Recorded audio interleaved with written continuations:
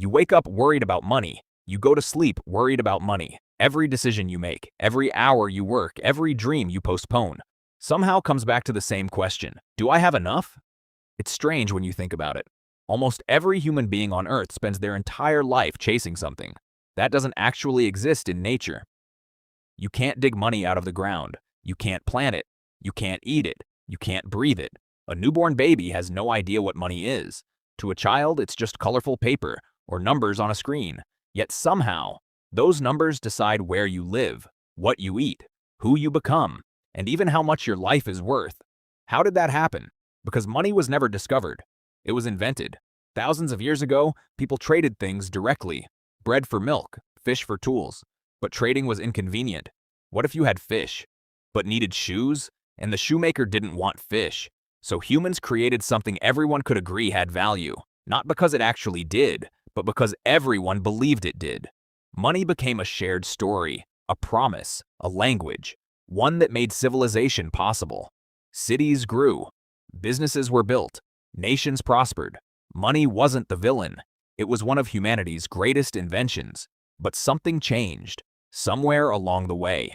We stopped using money as a tool and started treating it like the purpose of life. Think about it.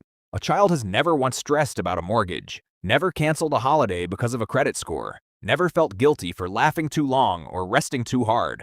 Then adulthood arrives, and slowly, without anyone announcing it, your time stops being yours. Every hour gets a price tag. Rest feels like waste, joy feels like distraction, and somewhere between childhood and now, you stopped living for moments and started living for margins. The chase never stops, and that's the trap. Not because money is evil, but because the finish line keeps moving. When you're broke, you think another $1,000 will solve everything. Then you earn it, and suddenly, you need 10,000, then 100,000, then 1,000,000. And somehow, peace always stays one paycheck away. Psychologists call this the hedonic treadmill. Humans quickly adapt to improvements. What once felt extraordinary becomes normal. The raise becomes your new baseline. The bigger house becomes ordinary. The dream car becomes just another car. Your lifestyle grows, your expectations grow, but your satisfaction, it barely moves. So you keep running, not toward happiness, but toward the next upgrade. Social media makes it worse. Every day you're shown someone richer, someone younger, someone more successful, someone living the life you think you should have. You're comparing your ordinary Tuesday to someone else's carefully edited highlight reel, and without realizing it, you begin to believe you're behind, even when you're doing just fine. The cruelest part is that this race has no referee, no finish line, no winner, only people running faster, because everyone else is running too. And while you're busy chasing more, life quietly keeps moving. Your parents get older, your friends drift away, your children grow up, your body changes. Sunsets happen without you noticing. Conversations become shorter. Memories become fewer. You traded moments that could never be bought for numbers that never felt like enough. One day, you realize something uncomfortable. You spent years trying to build a life without actually living it. Money promised freedom, but somewhere along the way, you became its employee. Here's what nobody tells you.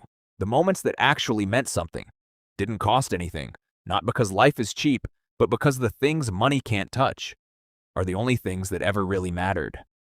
And while you were busy calculating your net worth, life was calculating something else, how much of it you had left. Money isn't real.